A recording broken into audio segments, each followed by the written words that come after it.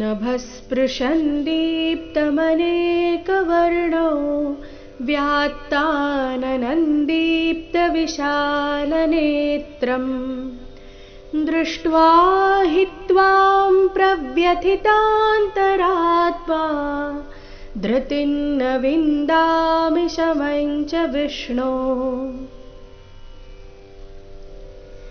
नभस्पृशन् दीप्तमनेकवर्णो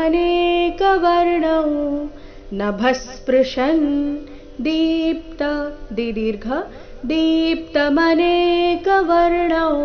ಅನುಸ್ವಾರದ ಉಚ್ಚಾರಣೆ ನಾಸಿಕಾವ ರೀತಿ ದೀಪ್ತಮನೇಕವರ್ಣೋ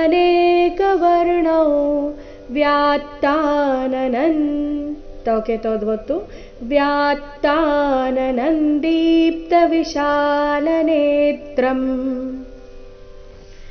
ದೃಷ್ಟ್ವಾ ಹಿ ತ್ವಾಂ ದೃಷ್ಟ್ವಾ ದೃ ನಂತರ ಅರ್ಧಶ ದೃಶ್ ಮುಂದೆ ಟ್ವಾ ದೃಷ್ಟ್ವಾ ಹಿ ತ್ವಾಂ ಹಿ ಮೇಲೆ ತದ್ದು ಆಘಾತ ದೃಷ್ಟ್ವಾ ಹಿ ತ್ವಾಂ ಪ್ರವ್ಯಥಿತಾಂತರಾತ್ಮಾ ಪ್ರವ್ಯಥಿತಾಂತ ಇಲ್ಲಿ ಥಿ ಮಹಾಪ್ರಾಣ ರಸ್ವ ಮುಂದೆ ಅಲ್ಪ ಪ್ರಾಣ ಇದೆ ತಾ ಸೊ ಗಮನದಲ್ಲಿಡಬೇಕು ಉಚ್ಚಾರಣೆ ಮಾಡಬೇಕಾದ್ರೆ ಏಕಾಗ್ರತೆಯಿಂದ ಮಾಡಬೇಕು ಪ್ರವ್ಯಥಿತಾಂತರಾತ್ಮಾ धृतिं न विन्दामि शमं च विष्णो धृतिं न विन्दामि शमं च विष्णो। ನೋಡೋಣ ಪೂರ್ತಿ ಶ್ಲೋಕ ಮೂಲಗೀತೆಯ ಪ್ರಕಾರ